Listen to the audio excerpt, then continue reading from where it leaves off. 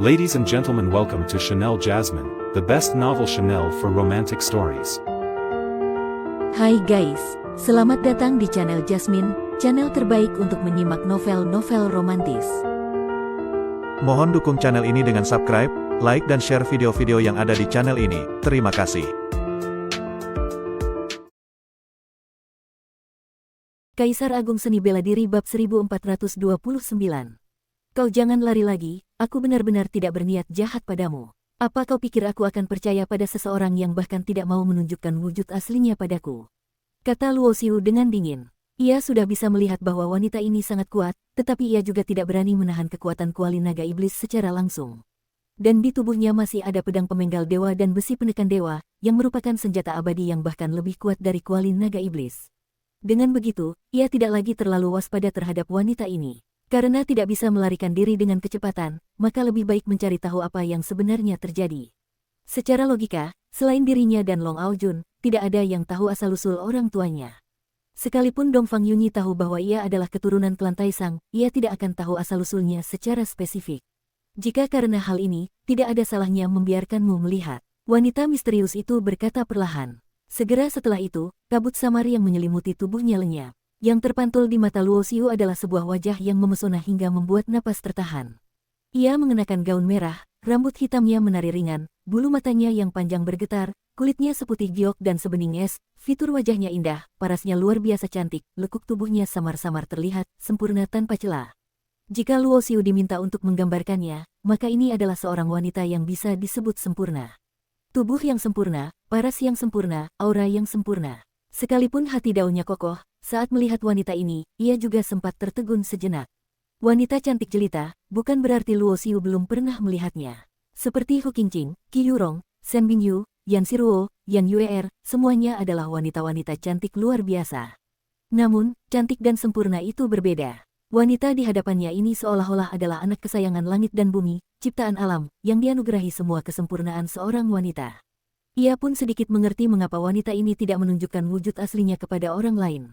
Karena ia terlalu sempurna. Jika ia menunjukkan wajah aslinya kemanapun ia pergi, ia pasti akan memesona semua makhluk hidup. Setelah tertegun sejenak, saat Luo Xiu sadar kembali, sekujur tubuhnya langsung bercucuran keringat dingin.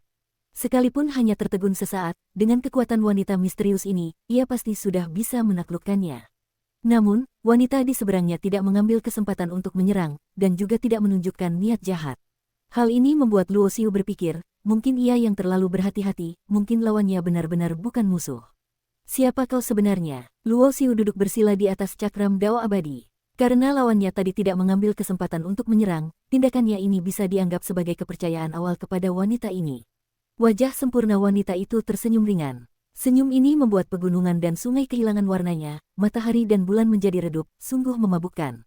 Ia melangkah dengan anggun, ternyata tanpa alas kaki. Kaki gioknya yang sebening kristal laksana mahakarya sang pencipta yang paling sempurna.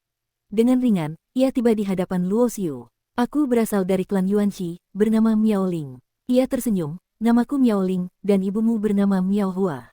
Jadi kurasa kau seharusnya sudah mengerti sesuatu. Jadi maksudmu, kau dan ibuku berasal dari klan yang sama, salah satu dari 6 klan kuno di era purba jauh, klan Yuanxi. Benar, di dalam dirimu ada separuh garis keturunan yang berasal dari klan Yuanxi kami. Dan setiap generasi gadis suci dari klan Yuanxi memiliki garis keturunan yang paling istimewa. Dari tubuhmu, aku merasakan aura yang sama. Miao Ling berkata perlahan, pada zaman era purba atas, setelah gadis suci Miao Hua membuktikan dao dan menjadi kaisar abadi, barulah ia meninggalkan pesan di dalam klan mengenai dirimu. Apa, maksudmu ibuku menjadi kaisar abadi pada era purba atas? Hati Luo Xiu terguncang, sangat terkejut. Tentu saja, di era purba jauh ada kaisar abadi Taisang, di era purba agung ada kaisar abadi Roh Kudus, dan kaisar abadi di era purba atas berasal dari klan Yuanxi kami, kaisar abadi Yuanxi. Miao Ling mengangguk, tersenyum menawan, kecantikannya mampu meruntuhkan negara. Lebih tepatnya, adalah Maharani Yuanxi, satu-satunya maharani wanita sepanjang sejarah. Sekarang apa kau bersedia ikut denganku? Kau adalah putra dari Maharani klan Yuanxi kami, aku sama sekali tidak akan mencelakaimu, kata Miao Ling. Aku perlu tahu kemana kau akan membawaku. Dan apa tujuanmu? Tanya Luo Xiu. Ikut saja denganku, kau pasti akan tahu. Ibumu meninggalkan beberapa benda untukmu, apa kau tidak tertarik? Miao Ling tersenyum tipis. Harus diakui, kalimat Miao Ling ini benar-benar membuat hati Luo Xiu tergerak. Dunia abadi memiliki 10 wilayah penjuru. Kerajaan abadi Qiming dan kerajaan abadi Qin Yuan sama-sama berada di wilayah 4 penjuru. Tanah leluhur klan Yuanxi tidak berada di wilayah 4 penjuru. Namun, setiap tanah suci yang kuat pasti memiliki kekuatan mereka sendiri di setiap wilayah. Perjalanan kali ini, Miao Ling membawa Luo Xiu menuju markas klan Yuanxi di wilayah 4 penjuru. Kecepatan terbang mereka berdua sangatlah tinggi. Langit dan bumi yang luas, ribuan mil pegunungan dan sungai di bawah kaki mereka melintas bagaikan bayangan. Beberapa jam kemudian, dua pancaran cahaya terbang masuk ke antara gugusan pegunungan, lalu mendarat di depan sebuah gerbang gunung. Ini adalah sebuah sekte abadi yang terlihat sangat biasa, bernama Yuxu. Miao Ling mengeluarkan sebuah lencana, lalu murid penjaga gunung pun memberi hormat dengan takzim. Keduanya berjalan tanpa halangan dan tiba di gunung belakang sekte abadi Yuxu. Di gunung belakang, terdapat sebuah alam rahasia yang terisolasi oleh formasi Dao abadi yang kuat. Setelah masuk, pemandangan di depan mata berubah drastis, seolah-olah telah tiba di sebuah ruang dan waktu yang asing. Di sini terdapat jajaran gunung dan sungai yang tak berujung, langit dan bumi dipenuhi dengan aura kuno, dan energi spiritual abadinya sangatlah pekat. Siapa yang datang? Seberkas pancaran cahaya melesat dari gunung di kejauhan, seluruh tubuhnya memancarkan aura yang kuat. Memberi hormat kepada gadis suci. Pancaran cahaya itu mendarat, menampakkan seorang pria kekar yang mengenakan baju zirah perang berwarna hijau. Setelah melihat Miao Ling, ia dengan hormat berlutut dengan satu kaki untuk memberi hormat. Tidak perlu sungkan, mundurlah, kata Miao Ling dengan datar. Baik, pria kekar itu dari awal hingga akhir bahkan tidak mengangkat kepalanya. Ia menunduk dan mundur, lalu berubah menjadi pancaran cahaya dan terbang masuk ke dalam gugusan pegunungan di dekatnya. Saat pria kekar itu muncul tadi, Luo Xiu merasakan tekanan tingkat Raja Abadi dari tubuhnya. Terlihat jelas bahwa ini adalah seorang ahli tingkat Raja Abadi yang bertugas menjaga pintu masuk alam rahasia di sini. Seorang Raja Abadi sudah cukup untuk menguasai sebuah kerajaan abadi, tetapi di sini, ia hanya bisa menjadi seorang penjaga pintu. Luo Xiu terkejut dalam hati. Inilah cerminan dari fondasi kekuatan klan Yuanxi yang dahsyat. Sama-sama merupakan tanah suci, tetapi tanah suci yang terkuat tidak diragukan lagi adalah 6 klan dari zaman era purba jauh. Pada zaman era purba jauh yang teramat lampau, klan Taisang menguasai dunia dan dihormati oleh puluhan ribu klan. Klan Yuanxi saja memiliki fondasi kekuatan seperti ini, bisa dibayangkan betapa jaya dan gemilangnya klan Taisang di masa lalu. Di bawah pimpinan Miao Ling, Luo Xiu memasuki kedalaman dunia alam rahasia ini. Di sini dikelilingi oleh gugusan pegunungan. Setiap gunung dipenuhi dengan energi spiritual abadi yang pekat dan murni, di bawah gunung pastilah terdapat urat nadi naga roh abadi. Istana-istana dan paviliun bisa terlihat di mana-mana.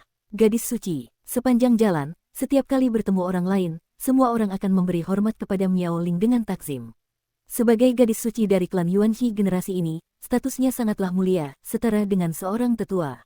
Seperti Dongfang Yunyi, seperti gadis suci 9 dunia bawah, semuanya demikian. Setiap orang yang bisa menjadi gadis suci adalah jenius tiada taraf, eksistensi yang di masa depan pasti bisa melangkah ke alam dewa tertinggi. Miao Ling, lama tidak bertemu. Tiba-tiba, seorang pemuda berpakaian brokat yang diikuti oleh beberapa orang datang terbang mengendarai awan dan mendarat. Berbeda dengan orang lain, pemuda berpakaian brokat ini tidak memanggilnya dengan sebutan gadis suci, melainkan langsung menyebut namanya. Ini adalah seorang pemuda yang tampan, penampilannya gagah, tatapan matanya dalam, dengan rambut panjang berwarna hijau pucat yang tergerai. Kakak seperguruan Junlin. Miao Ling menghentikan langkahnya dan memanggil pihak lain dengan sebutan kakak seperguruan. Dari statusnya sudah bisa terlihat bahwa pemuda bernama Junlin ini tidaklah sederhana, bahkan mungkin adalah putra suci dari klan Yuanxi. Jika sebuah tanah suci memiliki gadis suci, maka secara alami juga akan ada putra suci. Dan status putra suci lebih tinggi daripada gadis suci, di masa depan kemungkinan besar akan mewarisi warisan besar. Begitu berkultivasi hingga ke alam penguasa abadi, ia akan menjadi penguasa tanah suci. Apa itu penguasa suci? Di dunia abadi juga beredar sebuah pepatah, penguasa suci di setiap tanah suci berada di alam penguasa abadi. Meskipun belum masuk ke tingkat dewa tertinggi, tetapi jika ingin naik ke tahta penguasa suci, ia harus mengalahkan setiap penguasa abadi di dalam tanah suci itu. Hanya dengan status sebagai penguasa abadi terkuat barulah ia bisa duduk di posisi penguasa suci. Oleh karena itu, setiap penguasa suci adalah tokoh besar yang hanya dengan satu hentakan kaki bisa membuat satu wilayah penjuru bergetar. Selama dewa tertinggi tidak muncul, mereka jarang sekali menemukan tandingan. Junlin tersenyum dan mengangguk, senyumnya terasa menyenangkan seperti angin musim semi. Ia menatap Luo Xiu yang berada di samping Miao Ling, kalau ini. Dia adalah Taisang King, Miao Ling memperkenalkan. Taisang, sepasang mata yang dalam milik Junlin memancarkan cahaya ilahi. Ia menatap tajam ke arah Luo Xiu, tidak berbicara. Beberapa orang yang datang bersama Junlin juga menunjukkan ekspresi aneh.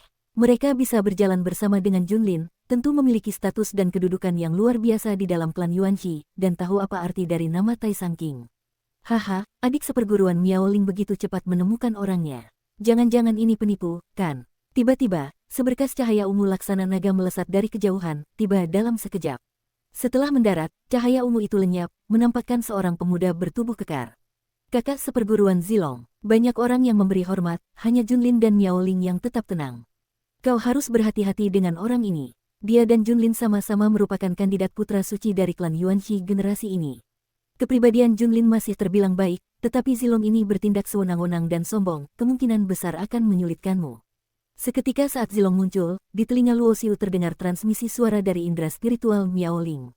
Mengapa ia mau menyulitkanku? Luo Xiu sedikit bingung, ia tidak mengenal orang-orang ini, bersambung.